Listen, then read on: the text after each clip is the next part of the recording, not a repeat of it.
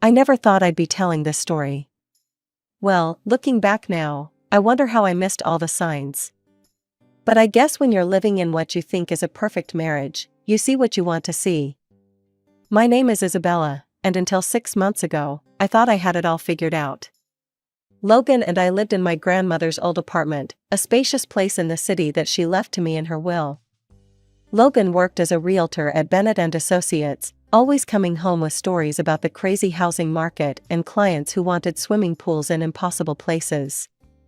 I kept busy as a construction company manager, which meant we both understood each other's work stress. When people asked how we met, we'd laugh and tell them it was meant to be, a realtor and a construction manager, building our future together. "Honey, the Petersons are coming over tonight," Logan would say, grabbing his coffee before heading out. And Brittany asked if she could bring Tommy again. She couldn't find a sitter. Ah, Brittany. She worked with Logan at the agency, this petite blonde single mom who always seemed to need help with something. I remember the first time she came to one of our gatherings, clutching her little boy's hand like a lifeline. "I'm so sorry to bring him," she'd said, looking apologetic. "I just don't have anyone to watch him." "Don't be silly," I'd replied, watching the toddler toddle around our living room. "He's absolutely welcome here." I spent many evenings watching Tommy while Brittany mingled with our other guests. He was such a sweet kid, always ready with a hug and calling me Auntie Bella. Sometimes I'd catch myself imagining what it would be like to have our own child running around the apartment. That was our one cloud in an otherwise sunny sky. Logan and I had been trying for a baby since our first anniversary. 4 years of marriage, 3 years of actively trying, and nothing. Every month brought new disappointment, but Logan always knew exactly what to say. "It'll happen when it's meant to happen, he'd whisper, holding me close. "And if it doesn't, we can always adopt. There are so many kids who need homes." We rarely fought, and when we did, it was about silly things like whose turn it was to do the dishes, or whether we should paint the guest room blue or green. I never once suspected Logan could be hiding anything from me. Why would I? He was always home for dinner, always answered his phone, always seemed completely devoted to me and our life together. The last normal day of my life started like any other. Logan kissed me goodbye, said he had some paperwork to finish at the office, and promised to pick up Thai food for dinner. I remember thinking how lucky I was, how blessed our life was. I was heating up leftover lasagna when I heard Logan's key in the lock. So much for the promised Thai food, I thought with a smile. But when the door opened, the container of leftovers nearly slipped from my hands. Logan stood in our doorway, but he wasn't alone. In his arms was Tommy, Brittany's son, his little head resting on Logan's shoulder. The boy was clutching his favorite stuffed giraffe, the one I'd given him for his 3rd birthday just 2 months ago. "Logan?" My voice came out barely above a whisper. "What's going on? Where's Brittany?" He didn't answer immediately. Instead, he walked to our couch and sat down, still holding Tommy, who had fallen asleep during what I assumed was the car ride home. The sight was so domestic, so natural, and yet something felt terribly wrong. "We need to talk," Logan finally said, his voice rough. He wouldn't meet my eyes. "You're scaring me." I perched on the edge of our coffee table, facing them both. "Why do you have Tommy? Did something happen to Brittany?" He took a deep breath, and in that moment, I knew whatever he was about to say would change everything. "She died, 2 weeks ago. Cancer." His voice cracked. "She'd been fighting it for the past 6 months. Tommy, he's my son, Isabella." The words hit me like a physical blow. I stood up so quickly, I knocked over a framed photo on the coffee table. The crash of breaking glass made Tommy stir, but he didn't wake up. "What did you just say?" My voice sounded strange to my own ears. "Brittany and it was a long time ago. It didn't last long, I swear. I never loved her, It was a mistake, a stupid mistake." "A long time ago?" I felt like I was watching myself from outside my body as I did the math.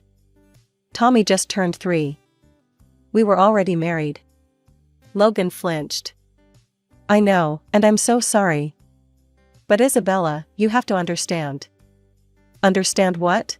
I cut him off. That you cheated on me? That you've been lying to me for years? That I've been babysitting your secret child at our dinner parties? Please keep your voice down, he pleaded, glancing at Tommy. Look, I know this is a shock. But there's more we need to discuss. Tommy's grandparents, they're not in a position to raise him. I'm his father. I need to step up. What exactly are you saying? I've decided to take full custody of Tommy. His grandparents agreed. And I want us, you and me, to raise him together. I stared at my husband of 4 years. Brittany, single mom. She'd never been a single mom at all. She'd been my husband's mistress, raising his child right under my nose, letting me babysit him, accepting my birthday gifts, sitting at my dinner table. No. The word came out quietly at first, then gained strength as I repeated it. No, Logan. Absolutely not. He shifted Tommy to his other shoulder, his face hardening. What do you mean, no? I mean, I'm not doing this. I'm not raising this child. I can't believe you'd even ask me to. Can't believe I'd ask you? Logan's voice took on an edge I'd never heard before. Isabella, you've been taking care of him since he was a baby. You love him, I've seen it. I loved a lie. I was struggling to keep my voice down. I took care of him because I thought he was your coworker's son. Because I felt sorry for what I thought was a single mother. Every moment, every interaction was based on a lie you told me. Tommy stirred in Logan's arms, and he stood up, starting to pace. Look, I know you're upset about how you found out.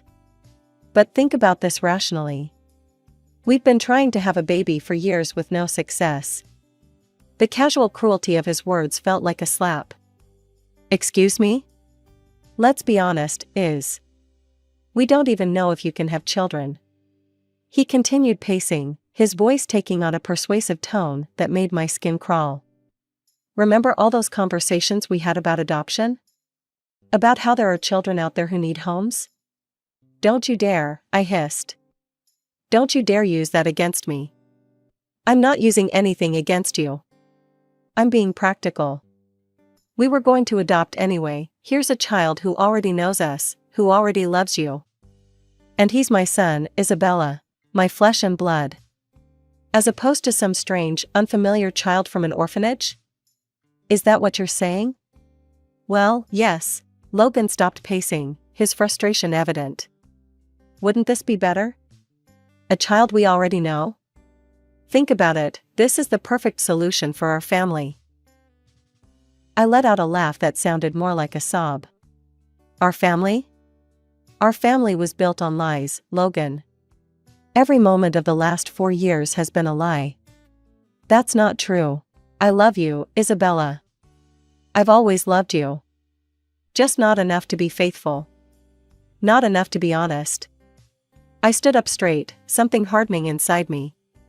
I want you to leave. Take your son and go. You can't be serious. Logan's face darkened.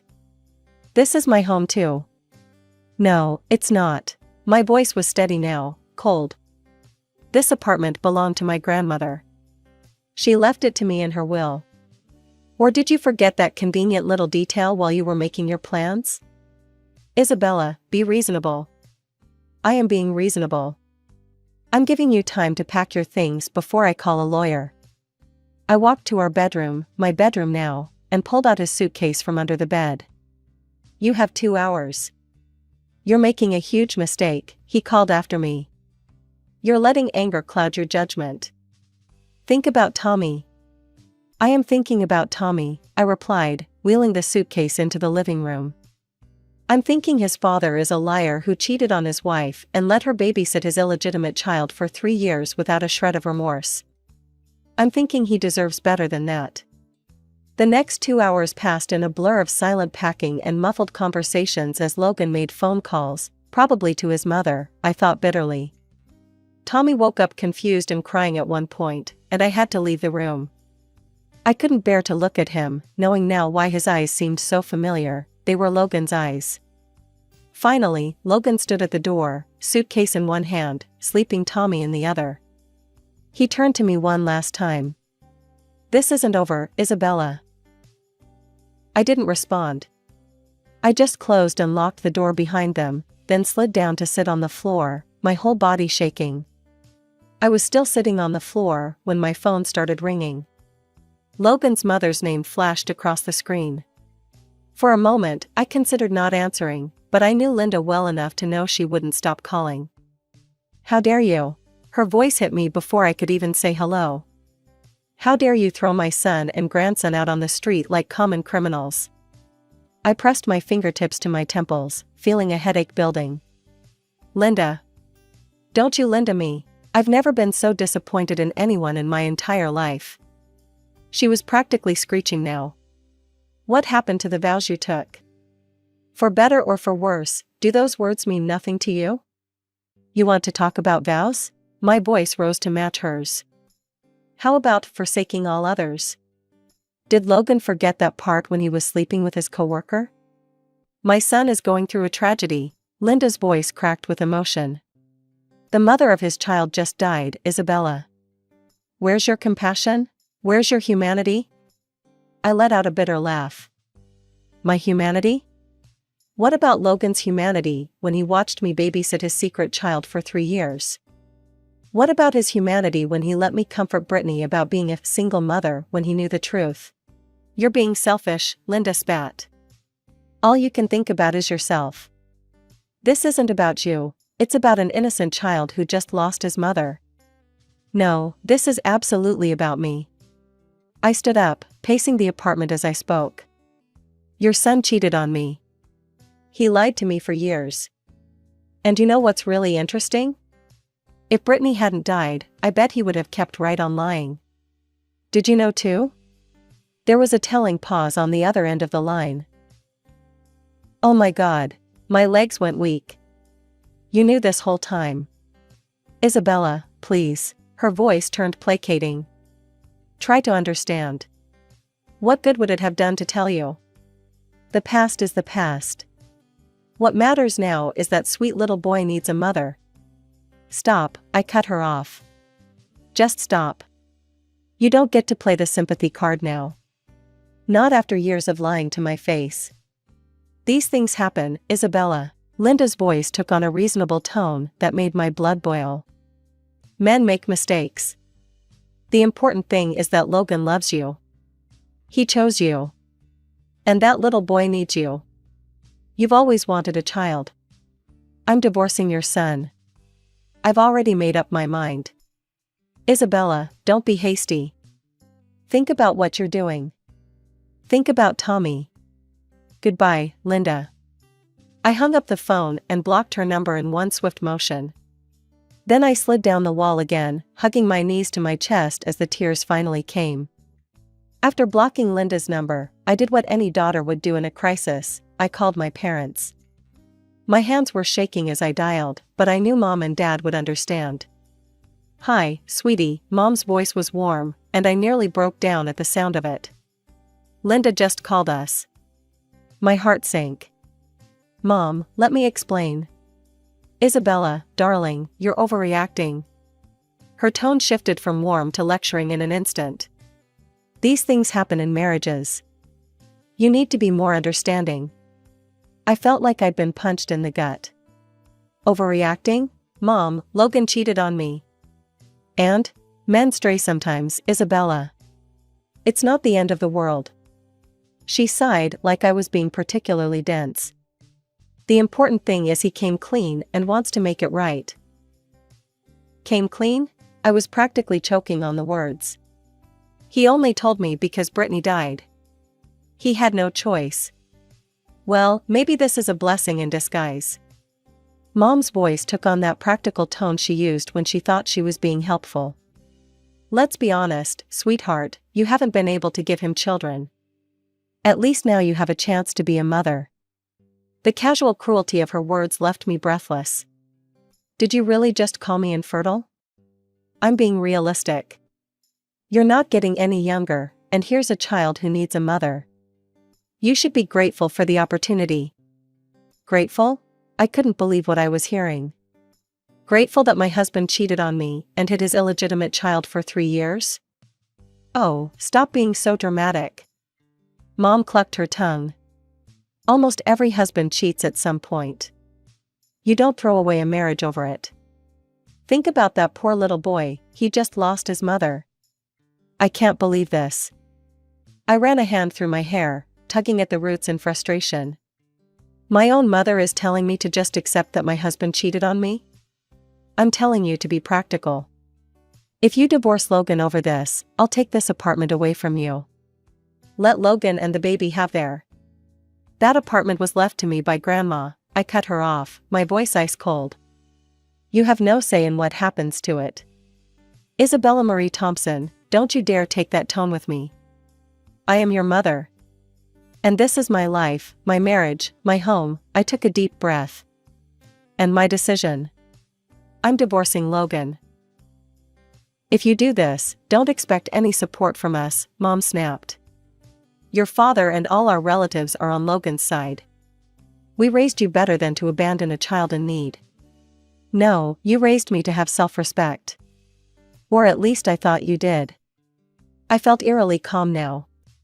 Goodbye, Mom. I ended the call and immediately blocked her number 2. Then I went through my contacts and blocked my father, my sister, my aunts and uncles, anyone who might try to pressure me into changing my mind. 3 days later, I made the mistake of checking Facebook. Logan's post was the first thing I saw. Never thought I'd be writing this, but my wife of 4 years just threw me and my 3-year-old son out onto the street. My boy just lost his mother to cancer, and now we're basically homeless because my wife refuses to show any compassion. We're currently staying in a hotel, trying to figure out our next move. I guess you never really know someone until tragedy strikes. The comments were exactly what you'd expect. How could she be so heartless? That poor little boy. What kind of woman throws out a child who just lost his mother? I slammed my laptop shut, but not before seeing that he'd tagged mutual friends and family members. My phone started buzzing with text messages almost immediately. The notifications kept coming, splitting pretty evenly between support and condemnation. I ignored them all, too busy remembering something I'd almost forgotten. The prenup.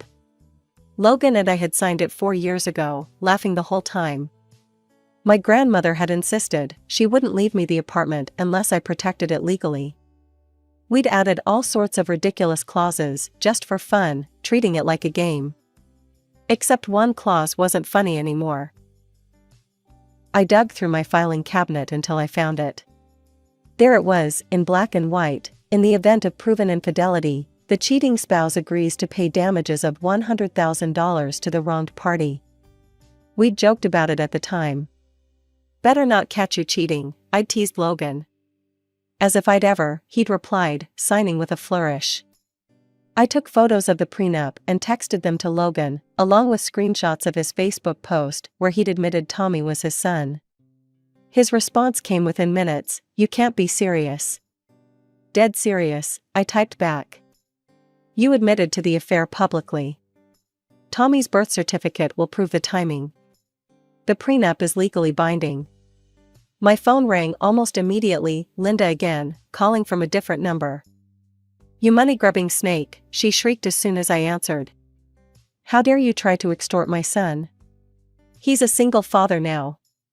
"No, he's a cheater who got caught," I replied calmly. "And everything I'm doing is perfectly legal. Your son signed the agreement." "It was a joke." "You know it was a joke." "The notary who witnessed it didn't think it was a joke. Neither did the lawyer who drew it up." I examined my nails, feeling strangely detached. Maybe Logan should have thought about consequences before he cheated. "You heartless, mercenary bitch," Linda spat. "Is this what it's all about? Money?" "No, Linda. It's about justice. But the money's a nice bonus." I hung up and blocked her new number, then called my lawyer. A week into the separation, I couldn't shake the feeling that I was missing something. Everyone kept talking about poor Logan, struggling to raise Tommy alone, but something didn't add up. I needed to hear from the one group of people who might actually know the truth, Brittany's parents. I called my friend who'd worked with Brittany at a previous job. And an hour later, I had the number for Mr. and Mrs. Anderson. My hand trembled as I dialed, unsure what reception to expect. After all, I was the wife of the man their daughter had an affair with. "Hello, Mrs. Anderson? This is Isabella Thompson, Logan's wife." There was a pause, and I braced myself for anger or hostility. Instead, I heard a gentle sigh. "Isabella, yes, we've been hoping you might call." Mrs. Anderson's voice was surprisingly warm. "I'm so sorry you had to find out about everything this way. I just need to understand some things," I admitted. "About Tommy's future." "Ah," Mrs. Anderson said softly. "You're wondering about the arrangements." "We would have taken Tommy ourselves," Mr. Anderson added, "but Brittany was very specific in her will. She left everything, her savings, her house, her life insurance, to Tommy, with Logan as his guardian. She wanted to make sure they'd be taken care of." I felt like I'd been doused with cold water. "Everything?" "Yes, dear. The house alone is worth close to $500,000. Plus her savings and the insurance payout. Logan and Tommy will be very comfortable." The pieces clicked into place with sickening clarity. Logan had been playing the penniless single father while sitting on a small fortune. And Linda had known. She'd been trying to manipulate me into dropping the lawsuit, counting on me not finding out about Brittany's will. "Mrs. Anderson," I said slowly, "thank you. You've helped me more than you know." "Isabella," she called just before I hung up. "For what it's worth. Brittany regretted what she did to you." At the end, she talked about coming clean, making things right. But Logan, he always insisted on keeping it quiet. Of course he did. Why admit to one lie when you could just keep piling on more?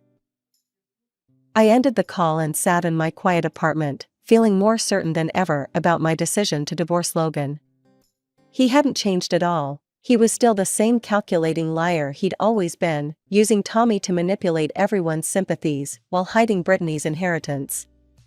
Well, let him keep his secrets and his money. I just wanted out. The court date arrived on a crisp autumn morning. I sat with my lawyer on one side of the courtroom, while Logan and his attorney took the other. He'd shaved and worn his best suit, clearly going for the sympathetic single father image. "Your Honor," Logan's lawyer began, "my client is a recently widowed father, struggling to provide for his 3-year-old son. This vindictive lawsuit from his estranged wife threatens to destroy what little stability he's managed to create." I watched Logan hang his head, playing his part perfectly. But this time, we were ready. "If I may, Your Honor," my lawyer interrupted, standing with a stack of documents. "We have evidence that Mr. Thompson's claims of financial hardship are significantly misrepresented." The next hour was like watching a house of cards collapse. My lawyer methodically presented the documentation from Brittany's parents, the will, the property deed, the life insurance policy, all of it. With each revelation, Logan's face grew paler. "So, Mr. Thompson," the judge peered over her glasses, "you inherited a house worth $480,000, savings of $175,000, and a life insurance payout of $250,000, yet you've been claiming financial hardship?" Logan squirmed in his seat. "Your Honor, those funds are for my son's future." "Your son's future seems well provided for," the judge cut him off. "What concerns me is the pattern of deception evident in this case." The ruling came swiftly. The prenuptial agreement was upheld, and Logan was ordered to pay the $100,000 infidelity clause. The judge also had choice words about his attempts to mislead the court about his financial situation. As we left the courthouse, my phone buzzed with a text from my mother. "I hope you're happy with yourself. You've destroyed your family over pride." I deleted the message without responding. My parents hadn't spoken to me directly since I filed for divorce, communicating only through disappointed texts and third-party messages about how cruel and unforgiving I was being. They'd chosen their side, and apparently, honesty wasn't on it. That was 6 months ago. Life has settled into a new normal now. The apartment feels bigger, quieter, but also cleaner somehow, like finally airing out a room that had been closed up too long. Sarah, my mutual friend with Logan, keeps me updated about Logan and Tommy, even though I've never asked. They're living in Brittany's house now. Tommy's started preschool. Logan's dating again. Sometimes, late at night, I think about Tommy and feel a pang of something. Not regret exactly, but sadness for what could have been in a different world, one where trust wasn't broken and lies weren't told. But then I remember all the deception, all the manipulation, and I know I made the right choice. I got a card from Linda last week, some long-winded plea about forgiveness and family and moving forward. I added it to the growing pile of unopened mail from various family members who suddenly want to bridge the gap. They all talk about forgiveness like it's a simple choice, like trust isn't as fragile as glass and twice as sharp when it breaks. The money from the lawsuit sits untouched in a separate account. I'm alone now, yes. But I'm free. Free from lies, free from manipulation, free from the suffocating weight of other people's expectations. And in that freedom, I'm finally starting to breathe again. Some people call it cruel, walking away from a child who'd lost his mother. But sometimes the kindest thing you can do, for yourself and for others, is to remove yourself from a situation built on lies. Tommy has his father, his grandparents, and a secure future. And I have my truth. That's enough.